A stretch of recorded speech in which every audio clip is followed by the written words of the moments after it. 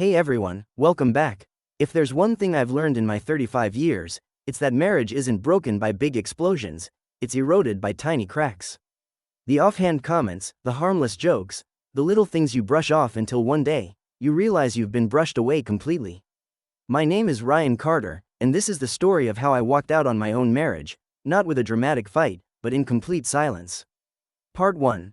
The deal we made. Emily and I met in college. She was the sorority girl with a razor-sharp wit. I was the finance major who thought spreadsheets were personality traits. Against all odds, it worked. When we got married, we did what all responsible couples do. We made the deal.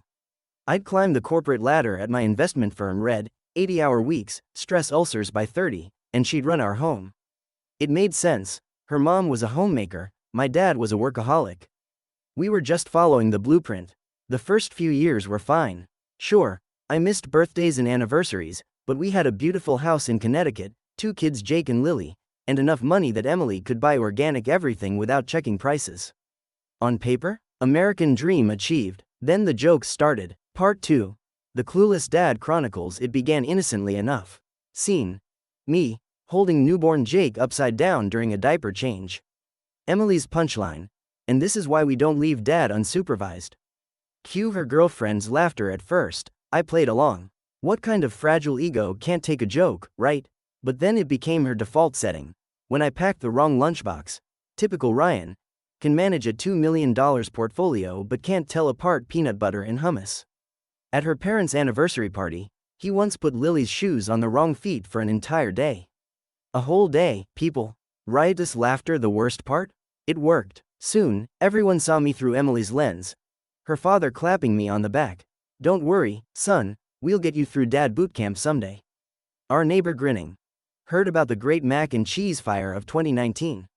I laughed every time, but inside, I was keeping score. Part 3. The night it all changed. December 12th. My 34th birthday. I'd just closed a brutal deal. 3 time zones, 2 all-nighters, 1 client who thought market close was a suggestion. All I wanted was to collapse into bed. Instead, I walked into a surprise party. 30 people in our living room. Emily beaming. He had no idea. Then again, what does Ryan ever notice? Laughter. Then came her toast. To my husband. May he one day learn which child has which allergy. Just kidding, babe, we all know you'd need an Excel spreadsheet for that. The room erupted. I smiled so hard my face hurt.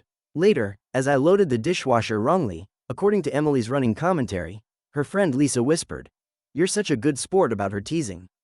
That's when I realized, I wasn't a husband anymore. I was a bit. Part 4. The exit. 3 days later, after Emily posted a top 10 Ryan fails thread on Facebook, 500+ likes, I packed a bag while she was at yoga.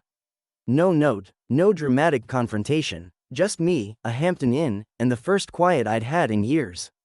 When she finally called, it wasn't "Where are you?" It was "Are you seriously mad about some jokes?" That's when I understood. She didn't know she'd crossed a line because, to her, there was no line. Part 5. The reckoning. Her parents intervened. Not with blame, but with something worse, recognition. I did this to Emily's mom, her father admitted over coffee. Took her 10 years to tell me why she cried at our anniversary party. Emily showed up at the hotel with no jokes, just printed out articles about micro-invalidations and emotional labor. For the first time, she looked scared. "I thought I was just being funny," she said. "I didn't know I was making you feel. Small." Part 6. The aftermath. We're still together. But things are different now.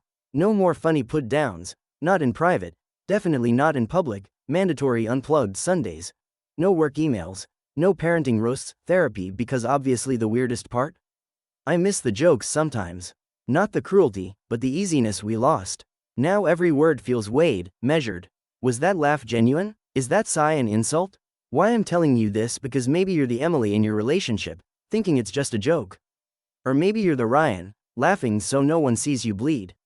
Either way, words are landmines. Tread carefully. Discussion questions. 1. Where's the line between harmless teasing and emotional erosion? 2. Have you ever realized too late that your words hurt someone? 3. Can a relationship ever go back to normal after something like this?